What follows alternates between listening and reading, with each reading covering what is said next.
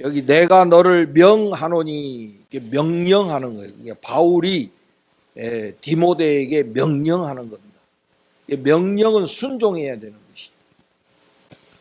정말로 디모데가 바울을 자기의 스승으로 알고 자기의 영적 지도자요, 영적 아버지로 생각한다면 바울의 명령을 따라야 되죠.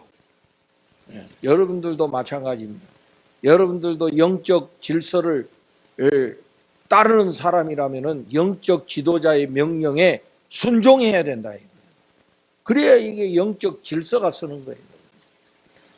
이게 무너지면은 참 교회 생활이 어렵습니다. 그래서 여러분들도 항상 이 영적 질서를 귀하게 여기셔야 됩니다. 이게 무슨 막 세상의 권위하고 틀린 거예요, 여러분. 이게 세상의 권위, 뭐 세상 예를 들어서 무슨 뭐 저런 공무원처럼 막 이런 권위가 아니다. 이거는 하나님의 질서다. 하나님의 질서. 응? 우리가 보면 좀 우리가 오해하는 경우가 있어. 아, 우리 다 똑같이 하나님 종인데, 응? 뭐 다 똑같지 않느냐? 그거 틀린 말은 아니에요. 그러나 여러분, 모두가 다 하나님의 자녀인 것은 사실이지만은 그 자녀들이 하나님의 백성이라는 그런 공동체로서 질서를 따라 살기 위해서는 그 영적 체계를 따라야 된다. 성경에 보면 다 그렇죠. 영적 지도자가 있고 그 영적 지도자를 따르는 질서가 있는 거잖아요. 그래서 하나님께서 그 지도자들을 세우시고 그 지도자들에게 말씀을 주시고 영감을 주셔가지고 이끌어가게 하신다. 그래서 특히 이제 우리가 교회 생활하는 데 있어서 이 영적 질서가 참 중요한 거예요.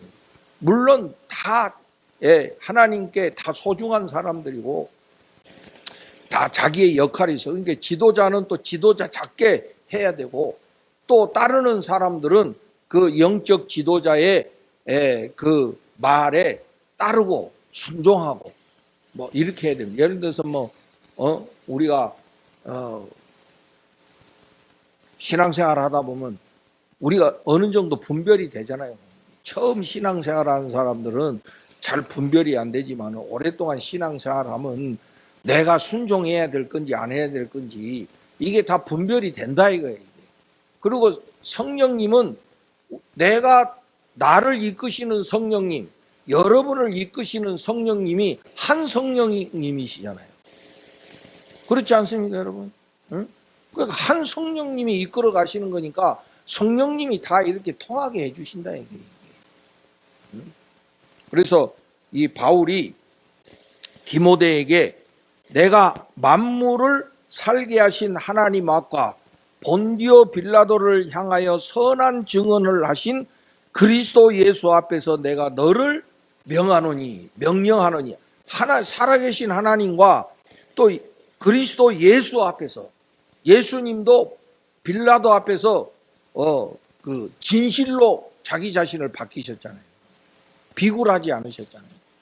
그런 진실된 예수님 앞에서 내가 명령을 한다. 이건 그냥 명령이 아니다. 정말로 하나님 앞에서 예수님 앞에서 내가 너에게 명령하는 것이다. 이거는 반드시 따라야 된다. 이런 의미가 여기 있는 것이죠. 그러니까 여러분 우리 교회 생활할 때 목사가 말씀 묵상하세요, 기도 생활하세요. 순종해야 되겠어요, 안 해야 되겠어요? 뭐 예를 들어서 내가 여러분 밖에 나가서 사기쳐가지고 돈 좀 많이 벌어서 헌금 좀 많이 하세요. 응? 그러면 막 그렇게 말하는 목사도 정신 이상자고, 응?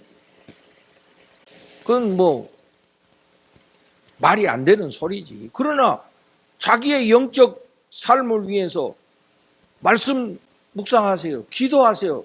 다른 거는 몰라도 그 본질적인 명령은 따르고 순종해야지.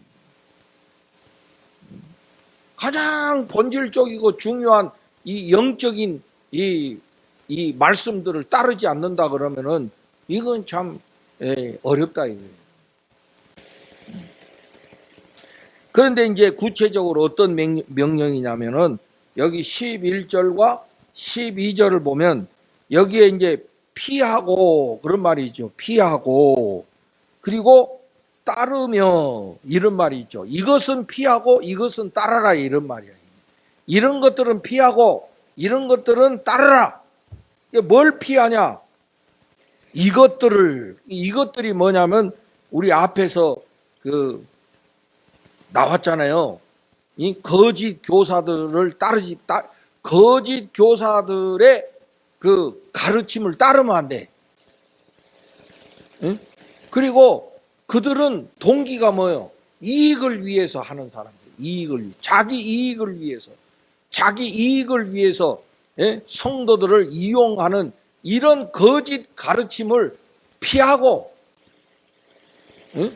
그래서 그런 거짓들이 다 돈을 사랑하는 데서부터 나오는 거다 이게.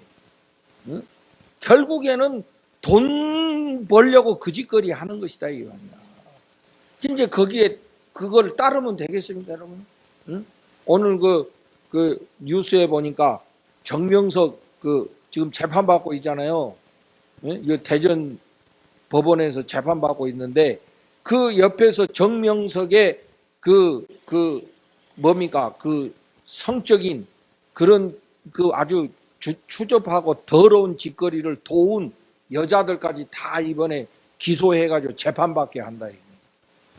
그 옆에 있는 무슨 여자 목사라고 그것들이 목사인지 아닌지 도대체 지들끼리 그냥 목사라고 하면서 이런 여자들이 그 정명석의 그 성범죄를 도와줬다 옆에서.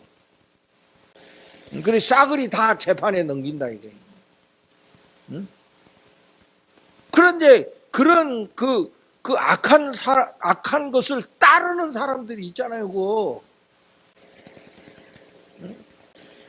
물론 그 정명석이도 나쁘지만은 그걸 따르고 거기서 그걸 부추기고 협조하는 이런 자들은 다 오늘 말씀대로 하면 결국에는 돈을 사랑해서 거짓거리를 하고 있다. 여러분 만약에 사람이요 돈 안 주면 거짓하겠어요? 안 해요, 여러분. 사람은 돈 앞에서는 진실하거든. 다른 건 몰라도요 사람은 돈 앞에서는 본색이 나오게 돼 있거든. 응? 여러분이 마땅히 받아야 될 거 안 준다고 해봐. 그럼 그 사람이 주의 십자가를 생각하고 응? 참자. 이런 사람 몇 명이나 있겠어. 응?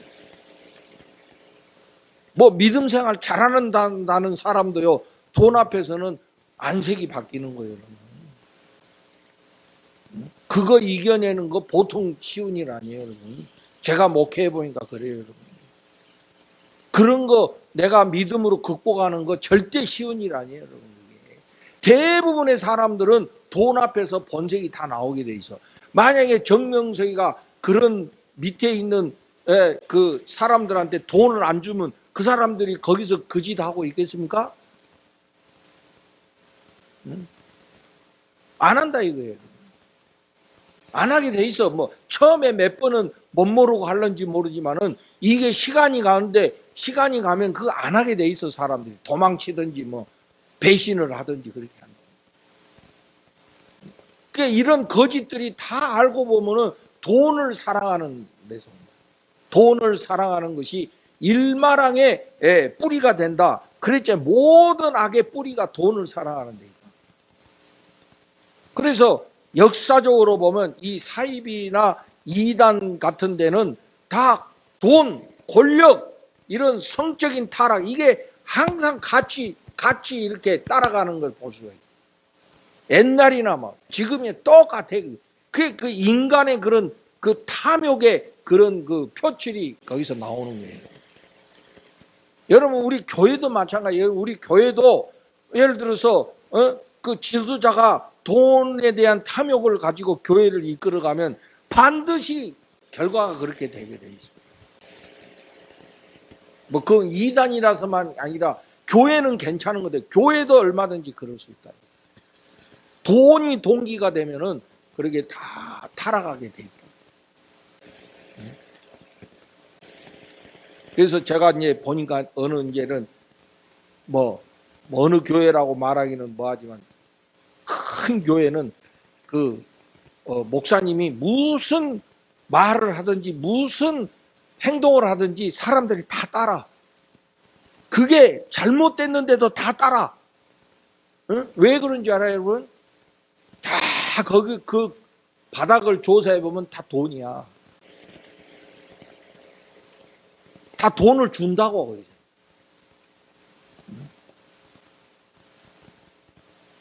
그를 따라서 거기서 돈이 생기는 거야.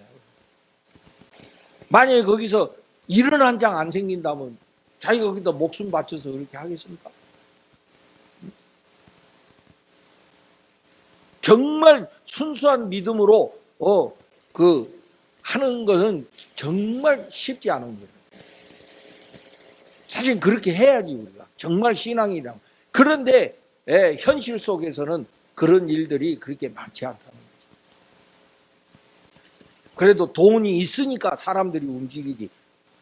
돈이 없으면 안 움직인다. 어떤 면에서는 여러분 성도들 정말 순수한 마음으로 주님 사랑하는 마음으로 교회 헌금하고 시간 내고 몸으로 충성하고 이게 참 대단히 복된 일이죠. 정말 하나님이 귀히 여기시는 그런 모습. 이왕이면 우리가 그렇게 신앙생활을 해야 되지 않겠어요? 그런데 거짓 세력에는 그 밑에 돈을 사랑하는 것이 있어. 그러니까 바울이 디모데에게 그거 피해라. 그런 것들은 피해라. 여기 예를 들어서 우리가 여기서 피하는 거하고 맞싸우는 거하고 다르잖아요, 여러분. 예를 들어서 내가 이길 수 있으면 그래 한번 붙어봐 막 이러면 되는데 피하라는 건 뭐예요? 붙으면 안 되니까 피하라는 거예요. 괜히 만용 부리고 내 싸워서 이길 거야 이러지 마라 이거야. 안 될 것 같으면 빨리 피하는 게 좋아. 그러니까 모든 사람들이 다 거기에 넘어질 수 있는 가능성이 있기 때문에 피하라는 거예요. 되도록이면 그런 것들 피해라. 가까이 안 하는 게 좋다. 그리고 사람도 보면 그런 사람이 있잖아요. 맨 그런 것만 신경 쓰고 무슨 그런 계획만 하는 사람. 이런 사람들을 피해야 돼. 가까이 있으면 나도 같이 물드는 거야. 이것들을 피하고 대신에 뭘 따라요? 다 같이 한번 해봅시다. 거기 의와 시작. 의와 경건과 믿음과 사랑과 인내와 온유를 따르며. 의와 경건과 믿음과 이건 다 하나님과의 올바른 관계를 말하는 거예요. 하나님과 올바른 관계. 사랑과 인내와 온유 이거는 인간에 대한 올바른 관계. 항상 여기서 하나님과의 관계, 이웃과의 관계 이게 딱 균형을 이루어야 돼. 우리 신앙생활 하는 사람. 먼저 하나님과 올바른 관계 맺어야 돼. 그게 뭡니까? 의와 경건과 믿음이다. 사람에게 사람과의 관계, 사랑과 인내, 온유다. 사람 사랑하고 사람 관계, 인간 관계 속에서 인내하고 온유하고 요새 묻지마 이 폭행 때문에 이 문제가 심각하잖아. 오늘도 아까 뉴스 보니까 신상 공개했더만. 그게 이제 다 여러 가지가 이유가 있겠는데 가장 공통점은 뭐냐면 분노야, 분노. 분노가 조절이 안 되는 거예요, 사람. 분노가 통제가 안 되니까 이게 그냥 묻지마 폭행이 되는 거예요. 처음에 미운 사람이 있겠지. 집에서부터 무시를 당했다든지 차별을 당했다든지 또 학교 가서 그랬다든지 그런 관계가 있었겠지. 근데 이것들이 시간이 가면서 그냥 묻지마가 돼버리는 거예요. 다 세상 모든 사람들이 다 미움의 대상이 되고 증오의 대상이 되는 거예요. 남녀노소 가릴 것 없이. 근데 그런 심리의 공통적인 건 뭐냐면 분노심이라는 게 분노심. 이 분노심이 사람을 그렇게 망가뜨리는 거예요. 그게 온유가 뭡니까? 분노를 통제하는 거예요. 그래야 사람들한테 온유하게 돼야 돼요. 성질 잘 내는 사람들은 정말 기도 생활 많이 해야 돼요. 그것 때문에 다 망친다. 모든 인간관계가 그것 때문에 다 망친다. 분노. 그래 거기 온유. 이런 것들을 따르라. 우리 성령의 9가지 열매. 얼마나 귀한 열매들입니까? 우리가 성령을 따라 살면은 그런 아름다운 열매들이 우리 성품의 열매들이죠. 다 그게 성품의 열매들이야. 사랑, 온유, 절제 뭐 이런 거 다 이게 성품의 열매거든. 그러니까 우리가 예수 믿고 성령을 따라 살면 성품의 열매가 맺어져야 돼. 그렇게 신앙생활을 오래 하고 한 사람들이 성품의 열매가 없어요. 하여튼 못된 것이 그대로 있어. 신앙생활 하면서도 그 못된 성품을 그대로 갖고 있어. 그건 좀 돌아봐야 돼, 여러분. 그거는. 여러분들도 우리 모든 사람에게는 물론 좋은 성품도 있지만 나쁜 성품도 있어. 그런 건 본인이 알고 그 우리가 신앙생활을 통해서 그런 것들이 이 성령의 열매로 변화돼야 된다. 그래야 덕스럽잖아요. 신앙생활에서 그렇게 아름다운 그런 성품의 열매들이 맺어지면 얼마나 좋습니까? 옛날에는 크게 화 잘 내고 막 조금만 하면 그냥 막 분노하고 이런 사람이 신앙생활 하더니 그렇게 온유할 수가 없고, 온유라는 거는 그냥 되는 게 참으니까 온유가 되는 거잖아요, 여러분. 옛날에는 참을 수도 없었어. 그런데 신앙생활 하면서 참을 수 있게 되고 말이지. 그래서 인내하게 되고 말이지. 인내하다 보니까 부드럽게 사람을 대할 수도 있고 말이지. 그러니까 이런 것들을 따르라 이거야. 그런 거짓 가르침을 피하고 의와 경건과 믿음과 사랑과 인내와 온유를 따르며, 그 다음에 12절 믿음의 선한 싸움을 싸우라. 그냥 싸움이 아니고 믿음의 선한 싸움을 싸우라. 이거는 죄와 싸우는 거예요. 죄와 싸우는 거예요. 우리가 죄는 피 흘리기까지 싸워서 이겨라 그랬거든요. 여러분, 죄는 뭡니까? 욕심이 잉태한 즉 죄를 낳고 죄가 장성한 즉 사망을 낳는다. 따르시고 보면 선한 싸움이라는 건 욕심하고 싸우는 거예요. 욕심하고 싸우는 거예요. 뭐 어렵게 생각하지 마세요. 그래서 우리가 욕심이라는 거는 하지 말라는 게 아니에요. 절제하라는 거예요. 절제. 아까도 우리 뭐 돈을 사랑하는 것이 일만하게 뿌리라고 그랬는데, 여기서 돈을 무시해라 하지 않았잖아요. 돈을 사랑하지 마라 그랬지. 그러니까 우리가 인생을 살아가는 데는 돈이 필수적이에요. 그런데 그것이 절제력이 있어야 되는 거예요. 근데 거기서 그 절제력을 넘어서 가지고 지나치게 되면 그게 이제 욕심이 되는 거예요. 자기 현재에 대해서 만족할 줄 알고 감사하는 마음을 가져야 되는데, 그래서 우리가 이제 영적인 그 점검을 할 때 지금 현재 내가 신앙인으로 살아가는데 감사가 없어. 모든 것에 감사가 없어. 만약에 현재 여러분이 나한테 감사가 없어. 그럼 여러분 욕심 부리고 있는 거예요.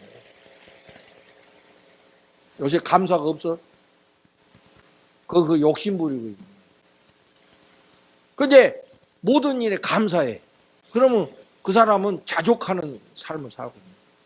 근데 뭔가 못마땅해. 감사할 게 없어. 왜 그러냐? 지금 내가 욕심 가운데 있기 때문에. 욕심에 빠지면 절대 감사가 안 나오거든요. 이런 것들하고 우리가 싸워서 이겨야 된다니까. 거기에 지면은 결국에 이거는 진리야, 진리. 결국에 사망에 이르게 됩니다. 이거는 뭐 봐주고 안 봐주고, 여러분 인생에 봐주고 안 봐주는 게 없더라고. 인생은 처음 어떻게 보면 냉정해. 아닌 거는 아니야. 그걸 어떻게 우리가 해볼 수가 없어. 아닌 거는 아니야. 그러니까 뭐 욕심 부려도 응? 또 잘 될 수도 있어. 이건 아니다 이거예요. 욕심을 내가 싸워서 이기지 못하면 결국에 사망에 이르게 된다. 멸망하게 돼 있다. 결국에 다 인간관계 깨지는 거, 모든 것들이 다 파탄 나는 것이 다 결국에 보면 욕심 때문에 다 되는 거예요.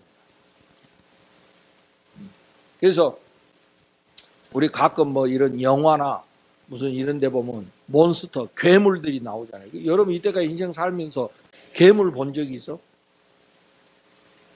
괴물 봤어요? 근데 끊임없이 괴물 이야기는 재밌잖아. 왜? 영화나 뭐 이런 거 보면. 근데 내가 생각해서 왜 사람들은 괴물을 이야기를 할까? 괴물의 정체가 뭘까? 그게 내가 생각해 보니까 괴물의 정체는 욕심이에요. 그러니까 내가 욕심 부리잖아요. 내가 괴물이 돼버리는 거야.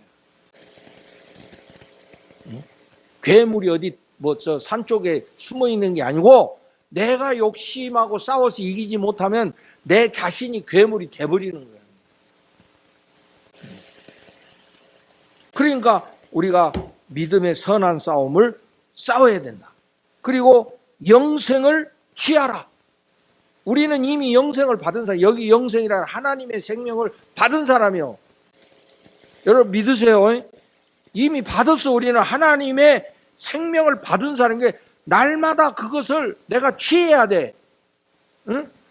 그건 무슨 말이냐면, 내가 이미 하나님의 생명을 받은 사람이라는 것을 우리 항상 인정하고 확인하고 살아야 된다.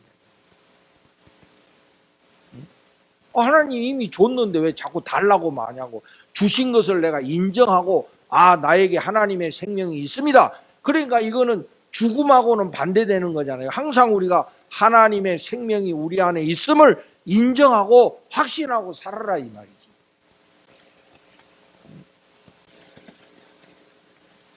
이를 위하여 네가 부르심을 받았고, 바로 이런 삶을 살도록 우리가 부르심을 받았어. 하나님이 우리를 부르신 거는 이렇게 살으라고 부르신 거야. 죄와 죽음의 세력에서 살으라는 게 아니고, 거기서 이기는 그런 삶을 살으라고 우리를 불러주셨다. 그래서 많은 증인 앞에서 선한 증언을 했다. 모든 사람 앞에서 그렇게 이제 우리가 하나님의 사람이라는 것을 다 나타내고 증거했다.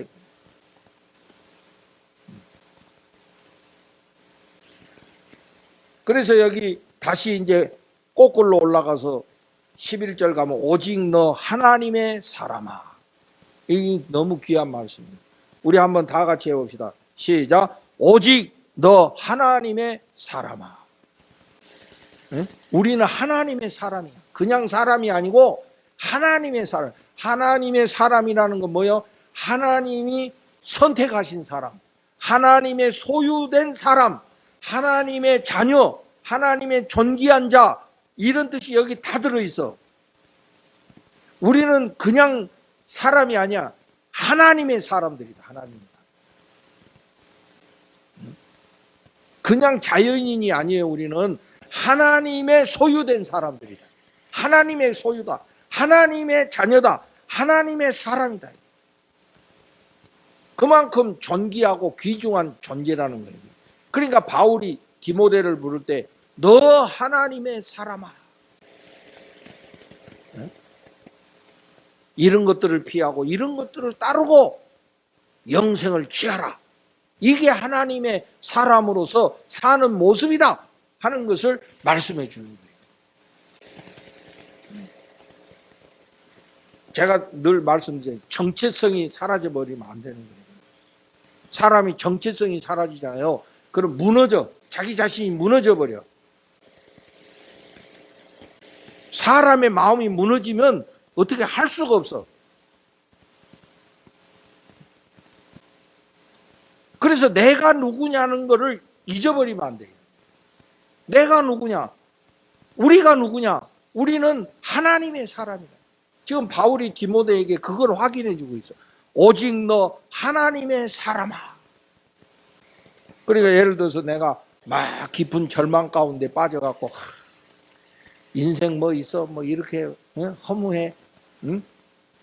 뭐 이런 인생 살아야 돼? 그렇게 인생의 절망의 나락에 빠졌을 때에 하나님이 우리를 향하여 너 하나님의 사람아. 지금 네가 하나님의 사람으로서 그렇게 그런 모습을 가지고 있어서 되느냐?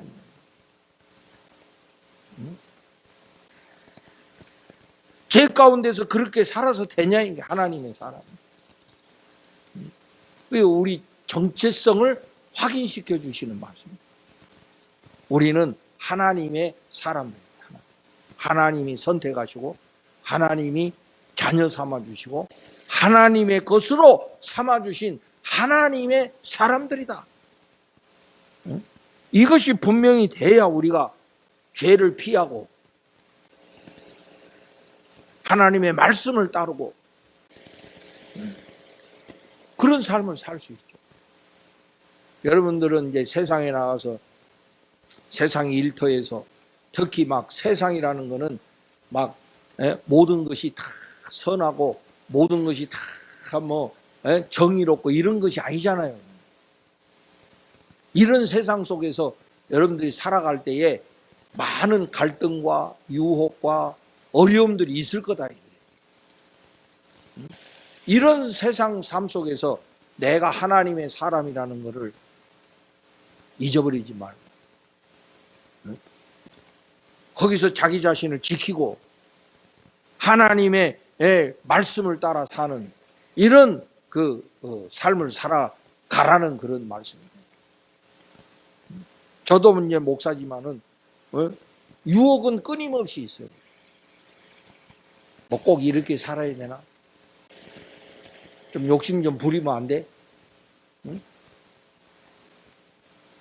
그러나 거기에 흔들리지 않고 정말 우리가 하나님의 사람으로서 하나님의 말씀을 따라 살아야 된다고 하는 이 정체성을 우리가 지키고 살아야 되는 거죠.